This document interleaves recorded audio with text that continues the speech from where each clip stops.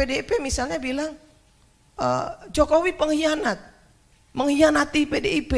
Lah kalau memang mau membenahi election ini, nggak perlu dong ribut-ribut. Jokowi nggak lagi bersama dengan PDIP, nggak perlu.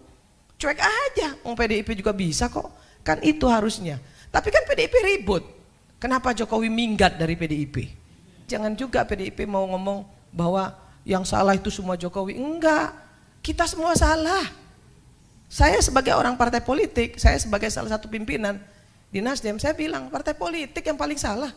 Semua mengandalkan suatu dasar norma etika, mengandalkan bagaimana suatu filosofi tentang bangsa dan negara yang dibahas dengan sangat baik dalam sidang BPUPK, tiba-tiba diluluh lantakkan dengan ambisi-ambisi kekuasaan, maunya 3 periode nggak dapat, ya anaknya kalau perlu.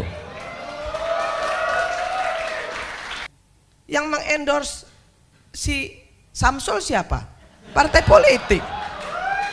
Lah, yang ngendorse Samsul itu kan partai politik.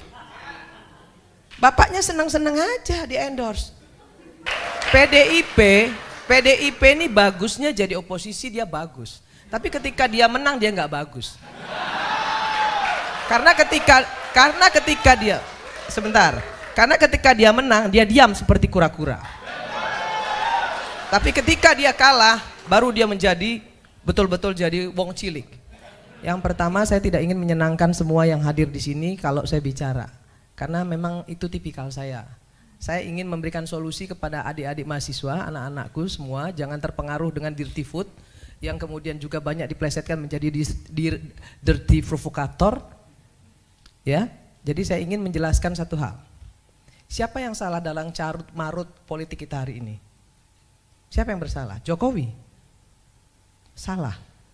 Partai politik lebih salah lagi. Partai politik yang menjadi akar permasalahan seluruh ya kericuhan yang ada di negeri ini. Kenapa? Pragmatis. Nggak ada yang nggak pragmatis. Semua partai politik korupsi. Betul nggak? Kita nggak usah tutup-tutupin itu. Golkar pernah nggak jadi oposisi? Nggak pernah. Di dalam terus kok. Maunya aman-aman aja.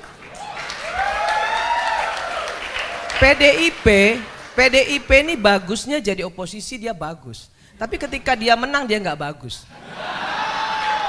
Karena ketika dia menang dia diam seperti kura-kura. Tapi ketika dia kalah, baru dia menjadi betul-betul jadi wong cilik. Itu pendapat saya. Soal kecurangan yang ada, yang tadi dikasih tahu Mbak Bibip dan lain sebagainya, hari ini di sini saya buka. Saya pelaku. Saya adalah caleg. Saya harus keluarkan uang sekian miliar untuk bisa duduk. Yang seperti Pak JK bilang tadi, betul. Tapi saya apresiasi sekali tadi Pak JK bilang kita bukan untuk menang-menangan. Kita mau cari solusi kan hari ini di sini. Bagaimana election kita ke depan ini harus lebih baik. Kan itu intinya. Kalau itu yang mau kita lakukan, perbaiki partai politik kita. Jangan pilih calon-calon anggota dewan yang dari oligarki politik. Jangan endorse pengusaha-pengusaha kotor untuk masuk di parlemen. Jangan endorse pelecehan seksual, pecandu narkoba, koruptor, masuk semua. Semua kenapa? Semua karena mengejar elektoral 4%. Siapapun yang bisa bawa kursi silahkan masuk. Asal bisa bawa kursi, itu yang merusak Pak JK. Jadi jangan juga PDIP mau ngomong bahwa yang salah itu semua Jokowi. Enggak, kita semua salah. Saya sebagai orang partai politik, saya sebagai salah satu pimpinan di Nasdem, saya bilang partai politik yang paling salah. Yang mengendorse si Samsul siapa? Partai politik. Lah, yang ngendorse Samsul itu kan partai politik. Bapaknya senang-senang aja di endorse. Terus Pak PDIP misalnya bilang Jokowi pengkhianat, mengkhianati PDIP. Lah kalau memang mau membenahi election ini, nggak perlu dong ribut-ribut. Jokowi nggak lagi bersama dengan PDIP, nggak perlu. Cuek aja, PDIP juga bisa kok. Kan itu harusnya. Tapi kan PDIP ribut. Kenapa Jokowi minggat dari PDIP? Kan itu adik-adikku. Dan jangan mau juga yang mahasiswa hari ini ditantang-tantangin untuk turun ke jalan, kemudian jadi korban, jangan mau. Belalah harkat martabat rakyat. Anda semua adik-adikku, anak-anakku, berdiri di depan untuk rakyat. Bukan untuk partai politik. Bukan untuk partai politik. Bukan untuk kekuasaan, gak usah. Ada satu yang ingin saya sampaikan. Pemerintah yang absolut, terlalu absolut, dia pasti diktator. Maka kemudian harus ada oposisi. Harus ada, wajib. Kalau nggak ada oposisi, pemerintah itu jadi diktator. Maka harus ada oposisi. Tapi apa yang terjadi? Oposisi di Indonesia ini banci semua. Kenapa saya bilang banci? Orang masih melempar batu sembunyi tangan kok, masih ngemis kok dari pemerintah. Banci. Jadi kalau kita sekarang mau mengatakan diri kita yang paling benar, no, nggak ada yang benar hari ini. Ayo kita beresin. Dari mana dimulainya? Dari DPR. DPR ini biangnya nih, ya. Yang namanya undang-undang itu produknya dibikin oleh DPR sama pemerintah. Bukan cuma pemerintah, DPR juga. Nah kenapa undang-undangnya semuanya DPR-nya ikut-ikut semua mengesahkan? Bansos disahkan oleh PDIP, IKN disahkan oleh PDIP, dan seluruh partai koalisi ikut tanda tangan. Kok sekarang ribut-ribut? Kan nggak perlu. Apa yang harus kita lakukan anak-anakku semua? Kita benerin, ya. Jangan endorse partai politik tuh, jangan endorse lah. Nah beliau nih lo endorse, ya. Endorse Valina Sinka, Profesor Valina Sinka. Endorse untuk menjadi anggota DPR. Ya, jangan endorse orang yang sudah cacat moral, udah melakukan pelecehan seksual, masih bisa jadi anggota DPR. Pecandu narkoba menang, suara terbanyak. Gila gak? Di dapil saya nih sekarang hari ini, kalau dikatakan pemilu ini curang, semua partai politik curang. Kenapa? Loh, nggak ada yang nggak curang, bos. PDIP punya bupati, Nasdem punya bupati, PAN punya bupati, semua partai politik punya bupati, dan mereka semua bisa nunjuk KPPS kok. Dan KPPS itu membela partainya masing-masing semua. Mohon maaf, bos. Mohon maaf, bos, ya.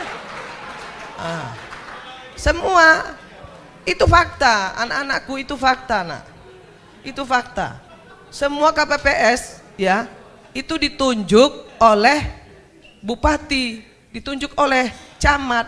Mungkin kecuali beliau enggak kali ya. Tapi kalau yang lain iya.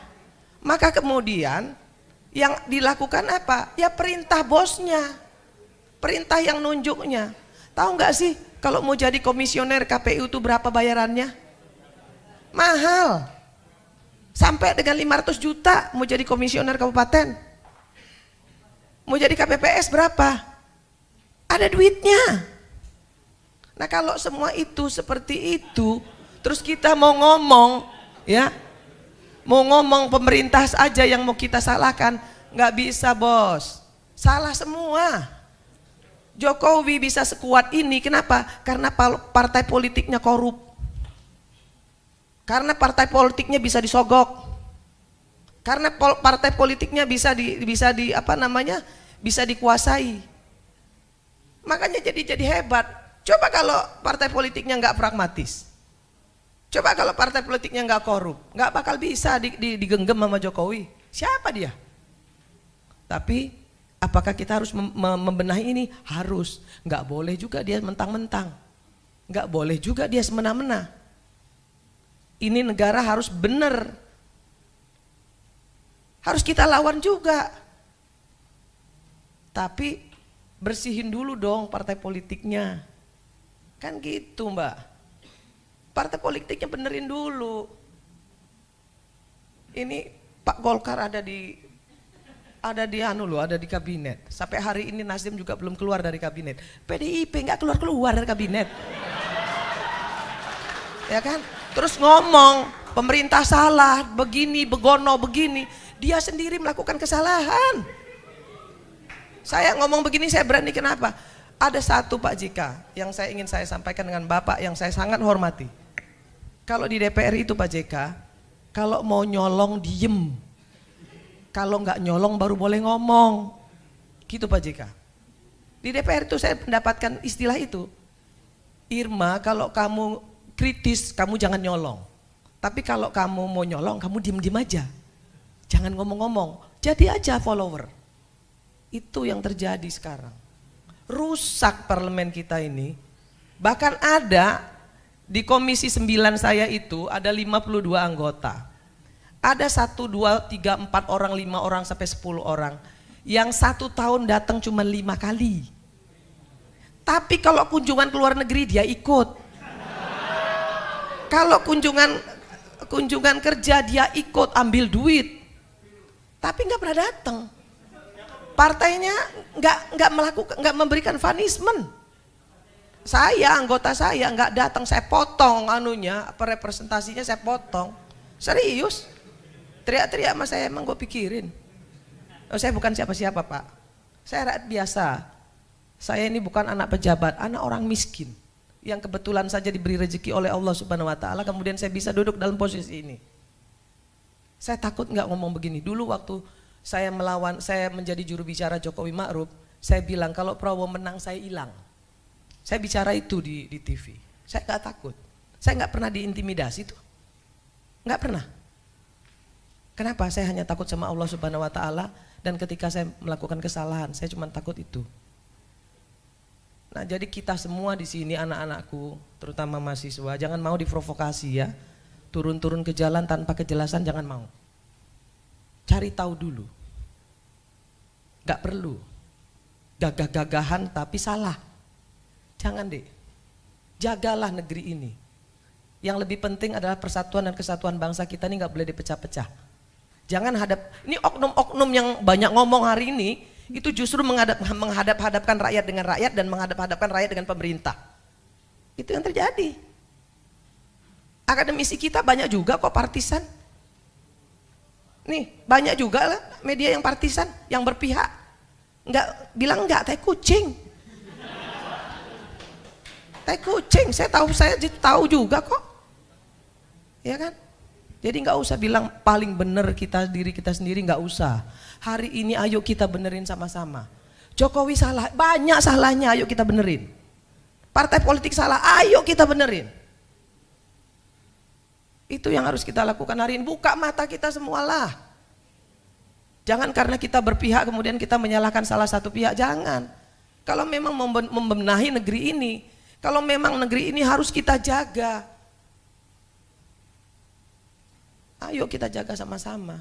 Nah, jadi Mbak, saya ingin sampaikan di sini bahwa kecurangan-kecurangan yang terjadi yang diributin sekarang ini bukan hanya oleh pemerintah, tapi juga oleh partai-partai politik partai-partai politik. Karena semua partai politik itu punya kepanjangan tangan di daerah. Ada bupati, ada gubernur, ada wali kota, dan mereka lah semua yang melakukan berbagai kecurangan-kecurangan itu untuk menambah suara di partainya masing-masing.